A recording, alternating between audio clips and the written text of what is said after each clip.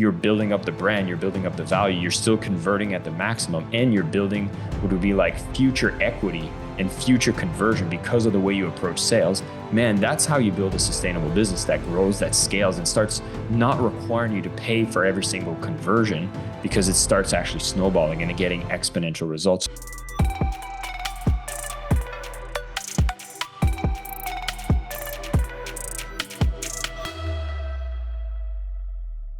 What's up, guys? Sam Taggart here, and I have not been the host for a minute. So if you've missed me, I'm back, and I just want to give some love to everybody that listens to this. And it is such a privilege to have you guys be such loyal followers. And if you haven't hit subscribe, go subscribe. We have over 450 amazing episodes. And if you don't know, we have events happening almost monthly all over the country. So we have sales boot camps, leadership boot camps on how to sales manage. We have business boot camps. We have Door-to-Door Con Canada coming up in the fall. We have D2D Con in January. I hope you come instead of just be a consumer or a listener. I'd love to meet you, shake your hand, talk to you, whether it's at a conference or, whether it's a virtual event that we're hosting, but get involved in our community, because it's one thing to, just at the gym casually, I'm here. And I promise you a lot of our programs will help transform your sales, your business, etc. And I actually was on the Selling with Love podcast, and we were like jamming, became friends. And I was like, yeah, you should go on my podcast. And this is the author of the book, Selling with Love, and podcast host, Jason Marc Campbell. And what's cool is he's somebody that has over 400 and something episodes of his podcast, written books, has done, help in the sales world, but in a different category. And what's so cool is bringing our two worlds of sales together. And when he heard the book, Eat What You Kill, which was the premise of our podcast, he was like, man, at first I was like, this is not selling with love. This sounds very, eat carnivore, he's like, this sounds like you're preying on people, and door-to-door sales already has a bad connotation. But after our interview, it was like, man, there's so much congruency and similarities of how we approach sales. So I'm excited to bring on the sales expert, our guest, Jason. So welcome to the show, man. Sam, it's a pleasure to be on the show and to be in the interviewed seat, which is not as common for me, as I bring so many guests on my show, and I love to be able to go out, share my message as well. So the pleasure's all mine. So let's just back up. You have a funny door-to-door story, and I love when anybody says that. And I want to know where that starts. So let's just start with that. I want to hear the story. You haven't told me. Well, it'd be pretty bad if you bring me on your show and I've never did a single door-to-door sale in my life. That'd be kind of hypocritical. But then at first, my story usually starts with the fact that I did a lot of telephone sales, which is not as in your face as door-to-door, but you get to have a high volume and high, iterance of having a sales conversations quickly, one after the other from phone. And I do see some benefits from there. And then I went back into my thoughts and I'm like, wait. I did do some door-to-door sales, and this was back in high school. And in high school, what I love is that they made programs, which at the time, I didn't realize how actually beneficial to your development this would be, because it just seemed like this initiative for making money that the school wanted to do. And it was about raising money for a charity. And they made you sell chocolate. And it was these chocolate covered almonds which was called the world's finest chocolate. So, interesting copy there. I don't know if I could label it as the world's finest, but it was a good brand to go door to door and start selling it to my neighbors. So that is actually one of the first sales jobs you could say I had, which going into high school, I grabbed a couple boxes. I was like, yeah, I'll go door to door and sell this to my neighbors. And I'm so grateful, Sam, that I ended up doing this, because it's actually been the foundation as to making me fall in love with sales. And spoiler alert, there's a girl involved. So I first go to the neighbors, and I'm 15 years old, 16 years old at the time. And I'm like, hey, do you guys want to buy some chocolate? And funny thing happened. I knocked at their doors, offered chocolates, and they're like, yeah, it's $2. It's not a significant $30,000 sale, but they're like, $2 chocolate. I like it. And so I make the transaction. I'm like, hey, I wasn't so bad. They didn't rip my head off. They were happy. Chocolates, okay. Go to the next neighbor. Everybody's wanting to support a charity, get a couple chocolates, a little treat. It was nice. It was casual. And I'm going door to door just selling these chocolates. And already I'm getting over this fear that a stranger will rip off my head. I'm seeing some positive interactions and some value exchange in every sale, obviously not consciously at the time, but the beliefs that I've been embedded by going door to door and seeing people happy because I went to offer a product that they decided to exchange for money is already a pretty good foundation compared to most people having a terrifying, freezing attitude towards sales. And the girl showed up on the 6th door and I knock and the mother's like, oh, let me ask my daughter if she wants any chocolate. And lo and behold, girl comes down the stairs, same age as me. Gorgeous. Had never seen her before because she was English. I'm French speaking. So we went to different schools. We ended up connecting, exchanging numbers. We dated.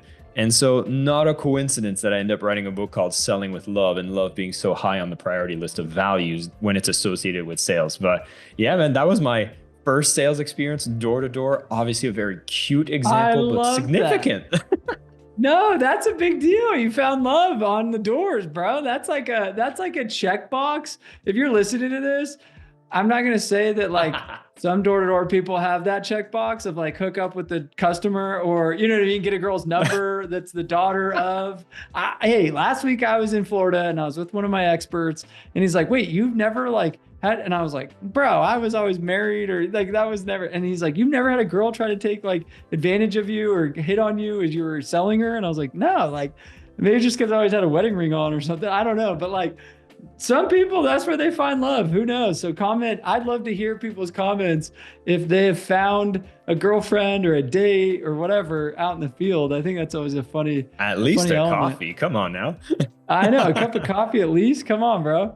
So tell me the premise of Selling with Love. Obviously the title is what it is, but was there a moment in your sales career where you felt this inspiration or this need to kind of help the industry have more love when it comes to selling and not have that connotation? Because like it's very aligned with my mission, is to unify, up level, bring honor and integrity, where you obviously have put countless hours into podcasting and promoting and book writing.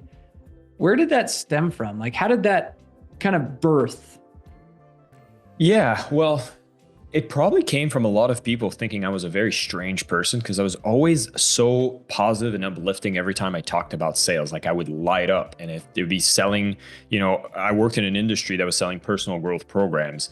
And I found it so interesting because while I was there, it's a company called Mindvalley, they were selling personal transformation. They were getting people to buy courses to bring more mindfulness, better health and fitness habits, all things that are absolutely amazing for people to take on as a habit. And if they're paying for something that's basically signaling like, yes, I want more good stuff in my life, that's a pretty powerful exchange when the sale happens. And I was unconsciously just always very upbeat about wanting to sell more, wanting to convert more. And like every single person that we'd make some adjustments to sell, to close, would be another person that would make that choice to actually, you know, make some better decisions. But what I found I use Mindvalley every day, by the way. No kidding. There you go. Yeah, it's like my meditation hack. I love it. There you go. So I worked at Mindvalley for 10 years. So like from 2013. Connect me to Vishen. He's on my top 10 people to meet, bro. Ah, there you go. Well, me and Vishen go way back, and I have a lot of interesting stories. And he has a lot of blackmail video from back when I used to drink, which I don't anymore. All right, we won't go down that rabbit hole, but keep going. So what happened is at Mindvalley, amazing organization. See, you're using it every day. Everyone in this company that came from a very herbivore type of environment, as if I use your terms here, they were all sales reluctant. They hate it when anything would resemble a possibility of being salesy. And I'm like, how is it that this organization, that everything they sell, like you can't get a better type of product to sell that's just all upside, and people are still resisting selling it? Like, what the hell's going on here? And that's when I started getting very curious. And what I also realized is there seemed to be this skewness where people who didn't care as much could get away with selling to people more aggressively. And now the market wouldn't even know that the better products or services even existed because the herbivores didn't even want to go and be salesy. So guess what? Customers end up buying sub-good products. That's what aren't happens. even aware that you exist. And that's a damn shame. And that had been the catalyst where I'm like, I want the people who care, have integrity, want to up level, to stop having self-doubt and to go out there and promote loudly, because the world needs better products and services. And we need people with the balls, may I dare say, to go out there and make sure that people know it exists. Because if you do that, well, guess what? The subpar products won't have a marketplace because you've done a good job putting yourself out there. And that's the energy behind the book, man. Then I was like, okay, well, what medium needs to go out there so more people know about it? Write a book. What's a modern medium? Podcasting. Let's go. And what I found the most fascinating is the more people I interview who are expert on sales, the good salespeople, integrity, listen more than you speak, ask powerful questions, care for the impact. All of that is consistent around all the great salespeople. I'm not saying all salespeople are great. I'm saying the great ones know how to make it work. And if you can teach good people how to sell like amazingly, then you don't need to feel all of this hesitancy, sliminess, manipulativeness that shitty salespeople, which with love, I'll say undertrained salespeople might be at giving a bad example for the consumer level. So I'm trying to up level everyone in a way that I can reach them. And this is what I find fascinating about our books. We are talking to very different people, trying to bring them to the same point. Love that. Love that.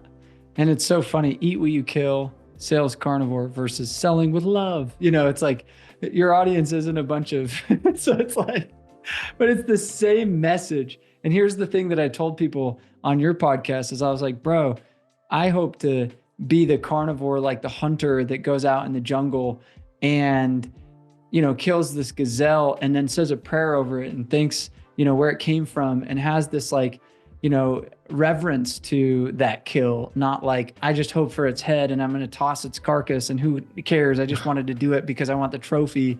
There's a very different type of hunter there. And, you know, I hope everybody hears that message with me and Jason as we convey this, because I'm, you know, I even go back to my fitness trainer and he was a phenomenal guy, but just terrible business owner. And he was just an operator. Like he was the fitness trainer. And I was like, dude, you know how many people sell like lights out fitness coaching that don't give the one-on-one attention to what you do and care, but you're not good at selling and closing. And I just was like, if we could just teach you how to project what you do, you know, and I think of so many people are afraid to put themselves out there and close because they're like, I don't want to be pushy. I don't want to like, you know, if they don't want it, that's fine. And they don't want to push on objections. And I'm like, if you love them, you will sell them. Your product's too good not to know. And I was on I'm not going to say names, but I was on another podcast this morning and a good friend of mine, Renee, we have a mutual friend, and he does a lot of sales volume in sales training. And he looks at me and he's like, Sam, like, keep doing what you're doing because it's sustainable. It's real. You deliver, you have good moral to what it is. And he's like, the problem is the marketing and the salesmanship of this other individual was so good, but he's just has a wake of unhappy clients, but his salesmanship's so good. You know what I mean? And he's like, just deliver. And, you know, the sustainability of that. And I sometimes even deal with the insecurity of like pushing my product or service. I mean, even teaching sales training, because I want to make sure that what's on the other side of that, people are going to win. I just told a guy, no. He was like, I want to pay you over 100 grand. And I was like, dude, you're too small. I told him no on our call, literally 5 minutes before hanging up with this, to go on this podcast. And it's the wherewithal to say, how about we start here? You have not even gone 6 months in your business. I would break you and you would be upset and you wouldn't be able to handle everything I need you to do because it's just you, dude. But I had the wherewithal, the love, the compassion to tell him, no, not yet, bro. But here's what you can do. And I was going to say, I find it fascinating. You know, if you're talking about 100% conversion rate, right? Like you have 100 people lined up, and what we do measure as salespeople that is real. Like the only thing that's very tangible is like, okay, well, out of 100, how many do we sell, right? And say your conversion rate is 5%. So 5 out of 100 you can sell to. If you decide to push the limits, if you decide to like not be with integrity, you'd probably have another 5 in there that you could convert, but you shouldn't convert, right? And it's interesting because it can give you that false positive where you're like, okay, you know, I made my conversion rate be an extra 2, just like this 100 grand client you just spoke about. And the problem is that the real value they're going to get is probably going to be below the perceived value you sold to them. So it'll end up with an unhappy customer. And I know that there's so much value into doing that. Like, and for most people, this is not going to be their problem, right? Like they're probably sitting at a 2% conversion rate and they're leaving meat on the bone. So you should be getting to the 5. But what I fail to quantify, and I think is a very real thing to quantify, is out of that, you 5 you close and needed to be closed. Say that you now have another 50% in there, which might not be a purchase right now, but these are going to be the purchases of the future. Like there's future potential in your pipeline that you don't want to burn. And so, yeah, there's maybe, a 40, 50% out there that will never buy, aren't interested, wrong product market fit, no problem. But if you're going with those aggressive tactics, you're not delivering on a good product, then that 45% of people that were maybe not a right now, you can use tactics that will absolutely burn that list and they'll never buy from you again. And you get that extra 1 or 2% now, leaves a wake of destruction in where you go. But if you're actually in it for the long term, and this is something you spoke about when we had our chat on Selling with Love, it's like when you're in the long term and now that person, 100,000, they're probably going to look and go, wow, this guy didn't even sell. He's the real deal. He's talking to 3 more people. One of them might end up being the people that you do want to sell to, that comes up to you and being like, yeah, I heard what you did with this other guy. I'm in. And this guy in 6 other months, 12 months, I don't know how much time, when he goes and wants to buy sales training, he ain't going to look anywhere else. He's going to come to you being like, I'm ready. And so when you have that long-term perspective and you start putting tactics and sales initiatives that no matter who you interact with, you're building up the brand, you're building up the value, you're still converting at the maximum, and you're building what would be like future equity and future conversion because of the way you approach sales. Man, that's how you build a sustainable business that grows, that scales, and starts not requiring you to pay for every single conversion, because it starts actually snowballing and getting exponential results. So this is the mindset, right? It doesn't mean you become passive. It means you become aggressive, but you actually have respect and care for every lead and potential sale. Well, I think that goes to neighborhoods. I mean, I think like right away, I went back to the same market 4 years in a row. I knocked West Texas. So I actually enjoyed going back to my same neighborhoods. And I would get pissed when other reps would plumage through my neighborhoods and I would territory like a hawk and I would kick people out. I'd call cops on other sales reps because I like cared so much of how I cultivated my like little stewardship over my little neighborhoods, because I was like, man, I mind these so well and I'm so well known and so well perceived. But even the no's know that I'm coming back, and I'm like, I'm coming back until you get it because you're going to love me. And they had such a steward. So other people would come and knock behind me and they would get frustrated because they're like, well, what I'm going to buy, I'm going to get it from Sam. And they're like, customer, like they're not even your customer. They know your name. You're like, you know what I mean? And I'm like, yeah, they will call me and they will get it from me because that's how much they love me. And that's how I treated, even though I didn't own the company, but I treated my town, my neighborhoods just like that. So talk to me about, I mean, man, I could go down. I want to actually short little rabbit hole, Mindvalley, 10 years there, obviously into personal development. What would you say to somebody that is looking into personal development or scared to invest in themselves or have never invested in themselves? And, you know, obviously you sold that for 10 years. You were probably a product of the product before that and probably continue to do things in that realm. What has that done for your life? Speak to that guy that maybe is just like, I'm a podcast listener, not like I invest in myself and grow. Does that make sense? Yeah. Because it's not a free app, but I use it every day. Yeah. It's very interesting because so how I ended up in Mindvalley is they had this blog back in the day. This is 2012, 2013. They had a blog called Mindvalley Insights where they would actually share their marketing and sales tactics on how they convert millions of people online. And I was loving it. Back then, I was doing online courses for real estate people. So people that wanted to become real estate investors, we had programs teaching you how to flip houses, how to rent them out, how to renovate, how to build a team, all that stuff. And I was looking towards Mindvalley on how they were marketing online to get more leads, more prospects. And it was so crazy. They were giving away all that stuff for free. And I was like, wow, a bunch of goodwill was being promoted. And I happened to be on a trip in Malaysia. And I know their office and headquarters was there. So I remember one of their emails said you could visit their office, and they were known for one of their most beautiful offices. And so I decided to write out, and they responded like, yeah, come do a tour. So I do the tour and I was like, wow, I want to be a part of this. I want to join this company. I walked in the office. Everyone's working hard, doing some cool stuff. I'm like, I want in. But the problem is I go through the interviews, I get, I get the job, and I was going to become a launch manager. But there was this one small little problem. I didn't even know what Mindvalley sold really, which is embarrassing to say, but like I knew they had this festival called A-Fest. So I was like, you know what? First thing I'll do is I'll go buy a ticket to A-Fest so that I can buy their event experience and I can find out what's going on. Now, I go to that event and I meditate for the first time. I'm a sales guy. Like I don't meditate. Ain't got time for that. And then I go to this event and I start meditating for the first time. I start doing Vishen's 6-phase meditation. And then the stuff that started happening in my life from the moment I started opening myself up to the possibility that these things could work. Like I didn't believe in the woo-woo, just things weird and stuff. And I was like, you know what? Let's give it a try.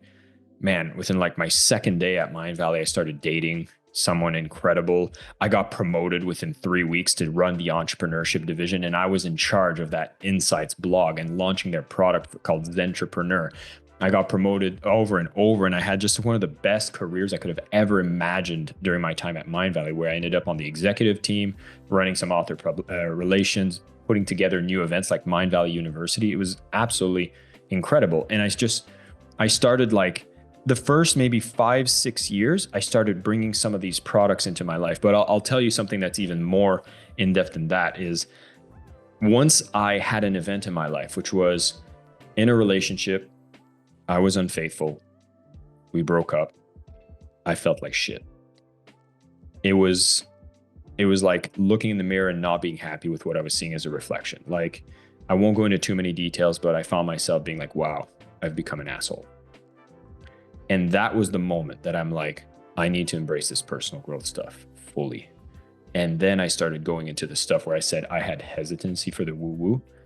Holy crap. Once I started to surrender and actually say, hey, let's go, let's fix this and let's look inside, and started doing energy clearing stuff, started doing like spiritual awakening path stuff, feng shui, and really just seeing that, wow, there's some magic. If you want to have abundance, you want to have a life that's got balance, not just making money, but having empathy, connecting with people, and just like dealing with your shit. Man, like I've been able to design the life that I have now, which I'm still in great terms with Mindvalley, but I had to go on my own. I got to write the book. I'm living here in Bali. I got my fiance, little cat, little dog. I mean, I couldn't have even dreamed the kind of life that I've brought for myself, where I get to speak with incredible people like you on podcasts.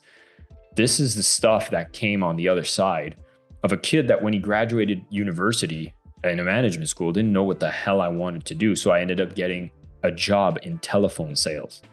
Finds himself to where I am now is a testament to the power of sales, integrating personal growth, and just always consuming and investing in yourself. So long story short, if you open yourself up to the possibility that if money is energy and what you put your money towards is going to expand, what better way to test something than, hey, let me put money into personal growth and see if that pays dividends.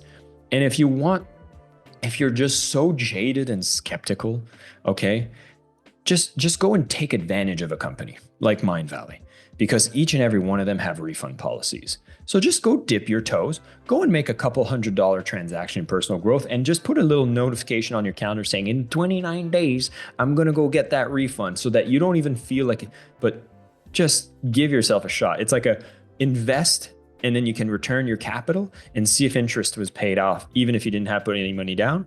That's your biggest hack. That's like if you really want to cheap it. But I have a feeling that by day 29, you'll leave your money there and you'll probably put in some more, because you'll realize your capital's been paid, interest has been paid, and it keeps compounding. Oof, couldn't have said better. Couldn't have said better. And guys, he's not selling anything, but it's the concept if he believes in it, because he's seen a return over his life. He said within a few days he found love. In a few weeks he was promoted. Like, you know what I mean? And it was woo-woo. And I teach this stuff at all of our sales boot camps, and I'm assuming you teach it, Jason, but it's like, I overhear, I'm like, I don't know why people are so resistant. Like, it's this hesitancy, and, you know, there's this fear of, what if I did meditate and what if I did actually apply some of the stuff that they're teaching?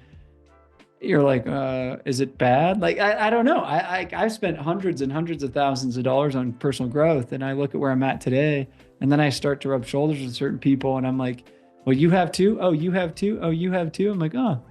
And then I go look at the broke people, and I'm like, oh, you've never done anything? Oh, okay.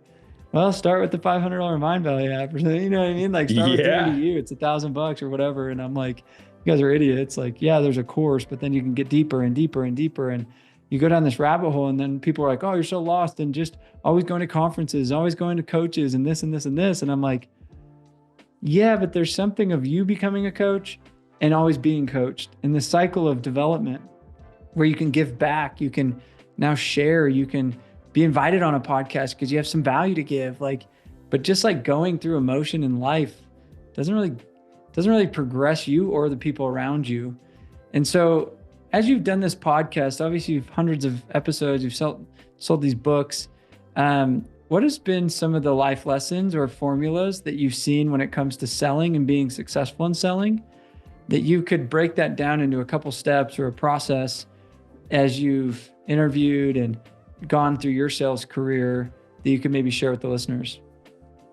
Yeah, I'll share one of the core concepts from the book, which is the very practical side of it. And what's fun is that I've actually applied some of those concepts in our conversation already. You asked me a bit about like what motivated me to write the book and the message and why did it come birthed out of me. And I told you the whole story about how I want to see the world filled with, more great companies who, God, if they learn how to sell, they'll get the attention, they'll outcompete the douchebags is often the language that I'll use. And that's not a story that came out of nowhere. That's something I know to the core of my heart, which is why every time I share it, it comes so naturally and it's so easy for me to speak about. And what I always encourage my people to do is, like, I talk about 5 loves of selling in my book. And the first love is love the impact. And if I put that in more simple terms, it's the why of selling. And I get people to do an exercise where in 3 columns, you first get so clear on like, what's the actual impact you'll do for the individual when you sell to them. Like if I'm looking at, say, alarm systems, security alarm systems that can prevent theft and, medical emergency type of stuff. Cause I know this is a big part of what you used to do as well. It's like, well, people, they get, a defense system against, robbery. And you're like, okay, that's good. And they get, some more awareness or at least an emergency protocol if some health condition happens. Okay. But that's like layer 1.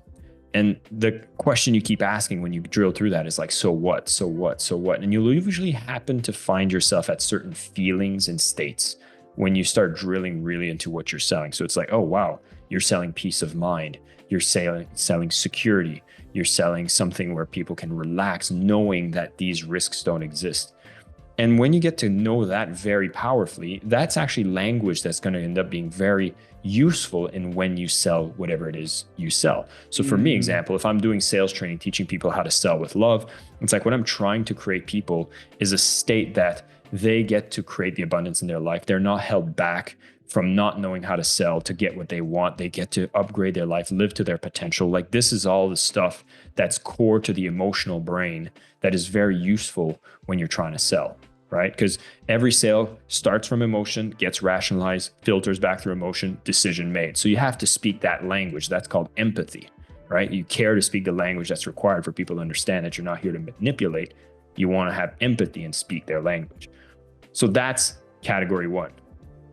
But how about turning that turbo? And this is where the story I told you comes into play. Is imagine you're selling so successfully what you're doing that it ripples across the world and it's being done on a mass scale. What's going to change in the world if whatever it is you're selling gets to be sold to millions and millions of people? What's shift going to happen in the world? And so in the case of security systems, this might be things such as like, wow, well, a whole neighborhood can end up elevating their level of security, deterrence around any kind of theft, which makes everybody live more in peace. Everyone gets to be comfortable raising families, happy families that aren't needing to guard themselves and be so paranoid about life that they live more abundantly, which creates thriving neighborhoods because they've decided to invest in security, that families now have more energies of peace, etc., is a wonderful thing to see. And in the case of me selling with love, is I get to see good companies do much better. So when I want to put together my marketing material, or if somebody, you go knock at their door and they're like, hey, why are you being so pushy? Why is it that you're being like, why are you trying to sell this to me? Which is the number one thing people want to answer. If you're going to them and you're proposing something out of anywhere, they're going to be like, well, why are you selling to me? Well, perhaps you have a personal story, and I'll make one up. Just one could be, when I was a kid, the whole neighborhood was on fear. We wouldn't go play outside because we never knew if there was going to be someone that's maybe looking to rob us. It was just an unsafe neighborhood. But when everybody started installing security systems, everybody had more peace. There was a lot of deterrence from people even wanting to go to this neighborhood because they knew you couldn't rob these neighbors. And I know that the whole neighborhood elevated, and we had more people playing outside, doing parties. And this was a beautiful way of raising the community. And when I come into your neighborhood and I want to sell you a security system, I know what happens when everybody starts investing and wanting to do something where it brings the whole neighborhood better, closer. You might actually be comfortable talking to your neighbors again because everyone invested in security. Everyone wants to build that community. People are going to be like, oh, okay, I understand what your intent is. And so not only get clear on who you directly sell to, but measure the ripple.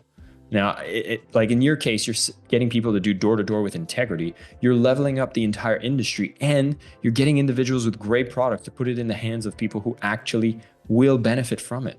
That's an amazing ripple. So of course you're selling the shit out of it because you want to see that ripple come to life. And the funny thing is as much as it's going to be great for your marketing, it's going to be great for your sales, it's going to be even better for you on the days you don't want to go knock. On the days you feel hesitancy, on days being like, I don't want to bother people. You're like, wait, why am I doing this again? Oh yeah, I had a vision of what I could create, and I know who it's going to transform. So I need to get my ass up and go knock us some doors. So this is one of the core exercises I get people to go through. And just for the sake of completing this, love the impact, then you can love the client, then you can love your product and offer, then you can love the process of selling. Because ultimately the last love, which is funny, it's self-love. My whole book is about developing self-worthiness, but I don't tell people that. You got to get them to get the sales results, but the self-worthiness is key. It's unlocking. Most people are like, I'm never going to be a top rep. I'm not that kind of guy.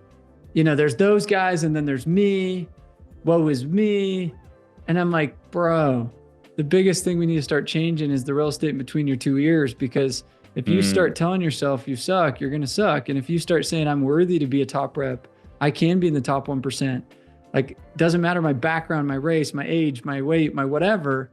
Like, I think so many people have lack of self-love. So then they don't call in. Like, it's like they'll do the whole sales presentation perfect and not feel worthy to get the sale at the end. It's like, well, I mean, you'll call me if you want it. And they walk away with a bunch of follow-ups. And I'm like, you deserve to close the dang deal. Like, you deserve to get some wins this month. Not just me, not just your top rep in your office, but you. Love that. And it's just a decision. Like, the difference between the top rep and you is like, make the decision to go there. That's a mindset stuff. That's why the personal growth is so important.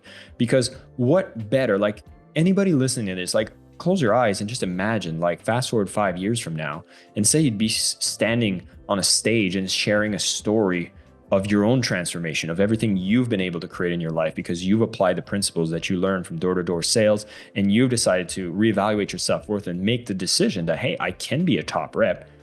Imagine the story you're going to tell. The story you're going to tell is from the moment now to the decision you made. And then the steps to get there become very clear, but it just requires you to make that first decision. And if you know that's where you want to go, maybe it's a weight loss journey. And again, it's a decision. Then you're like, okay, well, gosh. And even now, with AI available, it's never a how question anymore. It's just a decision. So love that. Why not choose excellence? Love that.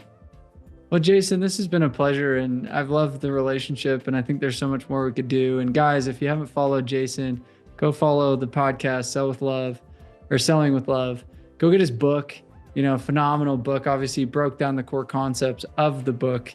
But I think that there's one thing to listen to a podcast. It's another thing to invest into an actual physical read. And it's another thing to actually say, how do I reach out? How do I connect? How do I make a new friend? And I think selling is, like, there's progressions of where you're at in your commitment level. And if you're passively living your life, like, I just even made an ask publicly on a podcast. I said, connect me with Vishen. He's on my list. And, I'm always looking for, is it one relationship away, or is it one, app away, or is it download or an event or whatever? It's you got to take action for anything to happen. And so appreciate you guys listening. Hope to see you guys at future events, whether it's a business boot camp or sales boot camp or whatever. And we'll see you guys on the next episode. Thanks, guys.